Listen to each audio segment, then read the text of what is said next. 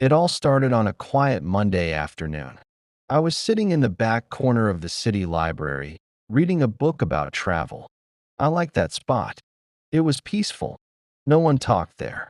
Just the sound of pages turning, sometimes a chair moving, and soft footsteps on the carpet. That day, something different happened. She walked in. A girl with a red scarf, long dark hair, and a smile that made me forget what I was reading. She walked past me, looking for a book. I tried not to stare, but I couldn't stop. There was something about her. Every Monday after that, she came to the library. Same time, same seat, just 3 tables away from mine. She always carried a notebook and a pen. Sometimes she read, sometimes she wrote. I wanted to talk to her. I really did. But I was shy. Week after week, I watched from a distance. I learned small things. She liked history books. She often smiled when she read. She drank coffee from a small white cup. And once, she dropped her pen and said, "Oops," softly. That voice stayed in my head for days. One day, I told myself I would say hello, just a simple hello. But I never did. I was afraid. Afraid of looking stupid. Afraid she might not answer. Then something small happened that changed everything. She forgot her notebook. She left the library in a hurry, and the notebook was still on the table. I saw it. I waited for 5 minutes. Maybe she would come back. But she didn't. So I picked it up. The notebook was brown with a small flower on the front. I didn't open it. I took it to the front desk. The next Monday, she came back. I was watching her again, as usual. She looked worried. She went to the desk. They gave her the notebook. She smiled. I could see the relief in her eyes. She turned around, looked at the tables, and then she looked at me. Just for a second. Then she smiled again. I smiled back. And that was the beginning. After that smile, something in me changed. I wasn't just a shy boy anymore. I was someone who had shared a moment. A small one, but it felt big to me. All week, I thought about her. Her smile, her notebook, her voice when she said, "Oops." I kept remembering that second when she looked at me. It gave me hope. Next Monday, I went to the library earlier than usual. I found my usual spot and waited. I even brought a notebook like hers, pretending I was writing too. But really, I was just looking at the door, waiting for her. At exactly 3 o'clock, she arrived. Same red scarf, same calm walk, same soft smile. She looked around the room, and then her eyes found mine. She nodded gently, like saying hello without speaking. I nodded back. That was progress.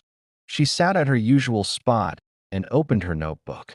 I tried to read, but my heart was beating too fast.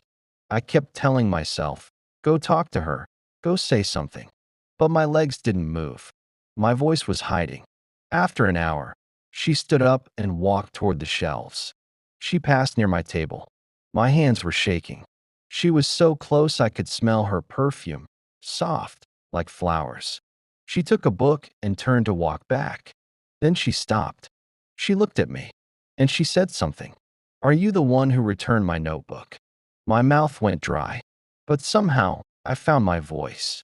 "Yes, I saw it on the table after you left." Her face lit up. That smile again. "Thank you," she said. "I was really worried. I write my stories in it." "Stories?" I asked. "Yes, short stories. I write them for fun. Maybe one day I'll publish them." That was my moment. I could not let it end. I said, "I like stories too. I like reading. I come here every week." "Me too," she said. "Mondays are my quiet days." We both smiled. Something felt right, like we had known each other longer than 5 minutes. "I'm Maya," she said. "I'm Daniel." "Nice to meet you, Daniel." "Nice to meet you too, Maya." And just like that, the silence of the library didn't feel so heavy anymore. After that day, everything felt different. Mondays were not just about books anymore. They were about her. About Maya. We didn't talk a lot at first. Just a few words before she sat down. A smile, a question, maybe a short laugh. But those moments meant the world to me. Sometimes she would ask what I was reading. I would show her the cover, and she would nod. Then she would return to her notebook and start writing again. I was curious about her stories. What did she write? Were they happy stories? Sad? Funny? One day I got brave. I said, I'd like to read one of your stories, if that's okay. She looked surprised. Then she smiled and said, maybe one day. So I waited. Each week, our words grew longer. We started talking about more things. Favorite books, favorite food, even little things like the weather or how noisy the city had become. I learned that Maya worked in a small shop part-time. She loved tea more than coffee, even though she always brought coffee to the library. She said coffee helped her write, but tea helped her dream. I told her about my job in a bookstore, how I loved to organize the shelves, and how I often read the first pages of every book I touched. She laughed. You sound like the kind of person who would live in a library. Maybe I would, I said, if you were there too. I couldn't believe I said that. My face turned red, but she didn't look away. She just smiled again, that kind smile that made my heart feel warm. Time passed quickly. The library became our little world. It was our quiet space, our meeting place. Then one rainy Monday, Maya came without her notebook. No stories today? I asked. She shook her head. I didn't come to write today. Why then? I asked. She looked at me and said, I came to talk to you. My heart skipped a beat. Really? I asked. Yes. I want to know more about you, Daniel. Not just the books you read. Not just your favorite authors. I want to know what makes you smile. What makes you sad? That moment felt like magic. We left the library early that day. We walked under one umbrella, through the quiet, rainy streets, and talked for hours.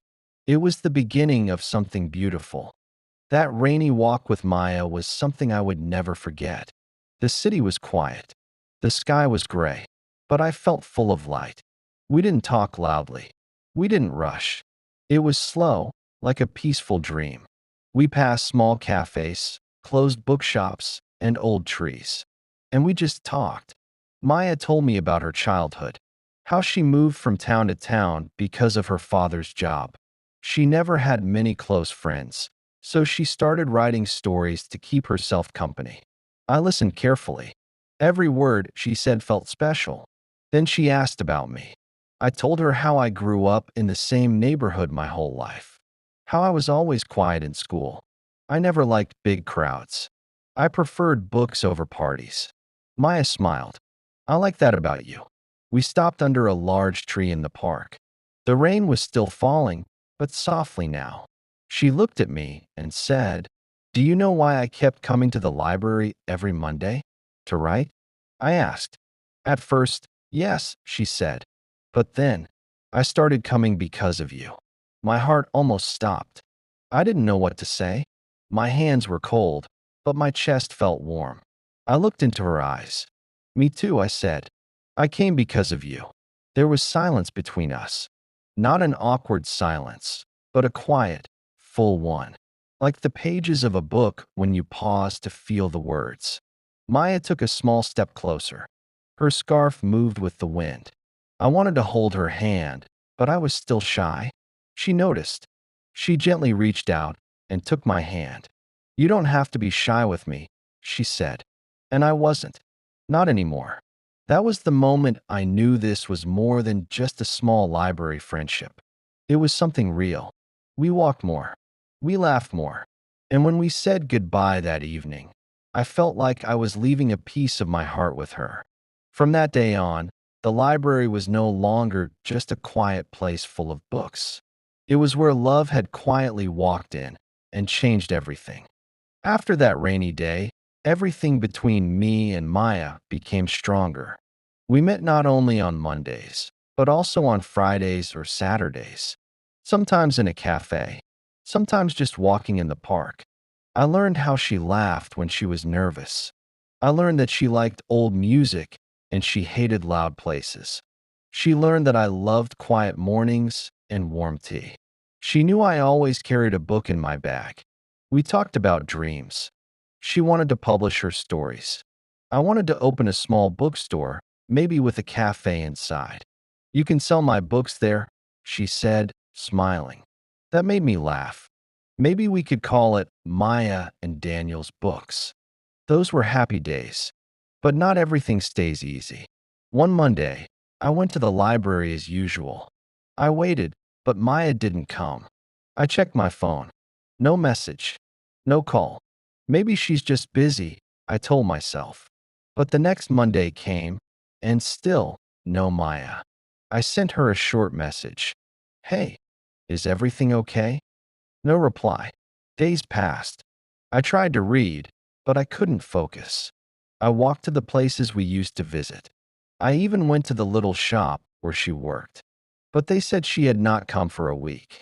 My heart felt heavy. Did I say something wrong? Did she change her mind? Was she okay? I didn't know. And not knowing hurt the most. Then one night, my phone buzzed. A message from Maya. Hi, Daniel. I'm sorry I disappeared. Something happened. I'll explain soon. I read those words again and again. She was okay. That was all I needed to know. I replied, I'm here. Take your time. That night, I slept with peace in my heart. Even though I didn't know what happened, I knew she would come back. Love is not always easy, but when it's real, you wait. And I was ready to wait. 3 days later, Maya came back to the library. She looked tired, but when she saw me, she smiled. We sat down. She said, my mother got sick. I had to leave town quickly. I'm sorry I didn't tell you. I said it's okay. I'm just happy you're here. Her eyes filled with tears. I missed you, Daniel, she whispered. I gently held her hand. I missed you too. From that moment, we both knew this love was real.